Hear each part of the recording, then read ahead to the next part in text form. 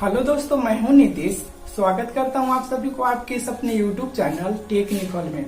दोस्तों, आज की इस वीडियो में हम बात करेंगे जो हमारे घरों तक इलेक्ट्रिसिटी आती है, यानी हम लाइन की बात कर रहे हैं। तो गर्मियों के दिनों आप खास करके देखते होंगे कि लाइन जो है 5 सेकेंड के लिए या तो 10 सेकेंड के लिए या आधा घंटा के लिए बहुत जल्द ही काट लिए जाते हैं।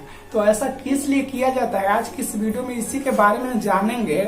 और हमने कल वीडियो अपलोड नहीं किए थे, उसके लिए सॉरी, क्योंकि ये जो पीछे में आप बैकग्राउंड को देख रहे हैं इसी को पेंटिंग द्वारा बनाया है। इसी को बनाने में कल हमें पूरा दिन लग गया है, तो इसीलिए वीडियो नहीं अपलोड किए थे। लेकिन फिर भी हम कोशिश करेंगे कि डेली अपलोड करते रहेंगे। तो चलिए वीडियो को स्टार्ट करते हैं। दोस्तों, आइए जानते हैं। हमने कुछ इस वीडियो में 4 टॉपिक के बारे में डिस्कस किए हैं, जो कि पहला यह है कि कंज्यूमर द्वारा जो लोड का डिमांड होता है वह काफ़ी हद तक बढ़ जाता है।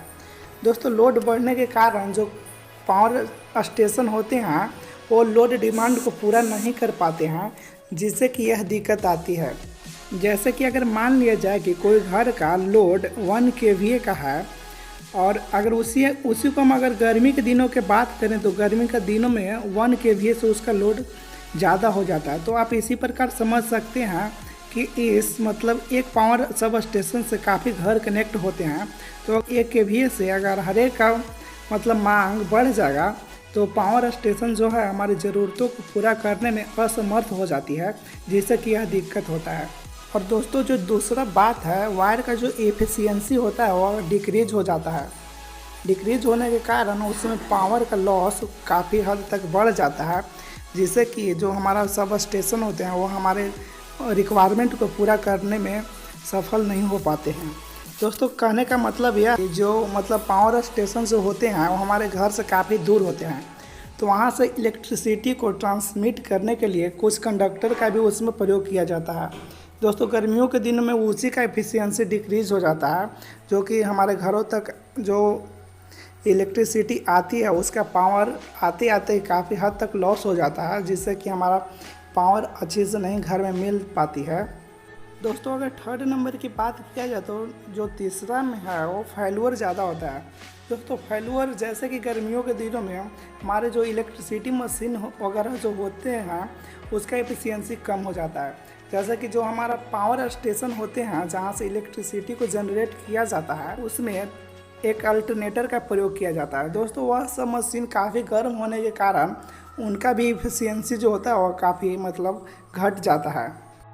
और दोस्तों, जो चौथी बात यह है कि जहाँ से हमारी इलेक्ट्रिसिटी जनरेट की जाती है वहाँ का जो रिजर्वायर है गर्मी के दिन आते ही वो काफ़ी कम हो जाते हैं।